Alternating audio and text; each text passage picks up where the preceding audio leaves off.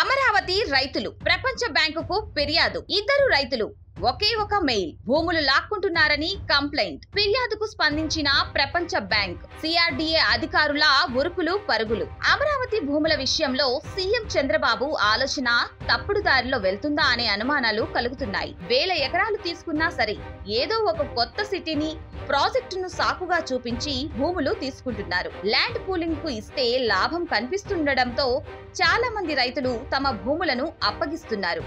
కాకపోతే ఒకరిద్దరు మాత్రం భూములు ప్రభుత్వానికి ఇవ్వడానికి అంగీకరించడం లేదు. అలాంటి వాళ్ళని వదిలేయాలి తప్పితే బలవంతం చేయకూడదు. కానీ సిఆర్డీఏ అందుకు వ్యతిరేకంగా ప్రవర్తిస్తుందన్న ఆరోపణలు వినిపిస్తున్నాయి. పసుపులేటి జలమయ్య, కలపాల శరత్ కుమార్ ఈ ఇద్దరి భూముల విషయంలోనే రాద్ధాంతం జరుగుతుంది. పైగా ఎకరాలకు ఎకరాలు కావు వీళ్ళిద్దరివి ఉన్నవి. ఒకరికి 40 సెంట్లు, మరొకరికి 30 సెంట్ల భూమి ఉంది.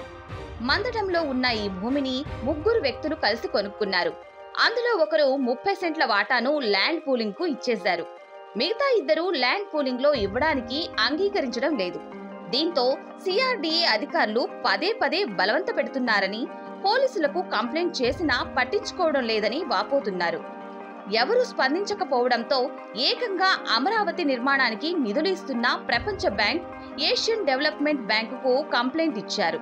దీంతో ఆ సంగతి చూడాలంటూ సిఆర్డీఏకు సీరియస్ రిప్లై ఇచ్చింది వరల్డ్ బ్యాంక్. దీంతో టేపులు, స్కేళ్లు పట్టుకొని సర్వే చేయడానికి రంగంలోకి దిగారు సిఆర్డీఏ అధికారులు.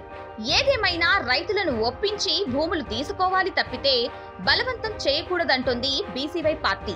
అయినా ఆ 70 సెంట్ల భూమి లేకపోతే మాత్రం రాజధాని నిర్మాణం ఆగిపోతుందా అని ప్రశ్నిస్తుంది భారత చైతన్య యోజన పార్టీ.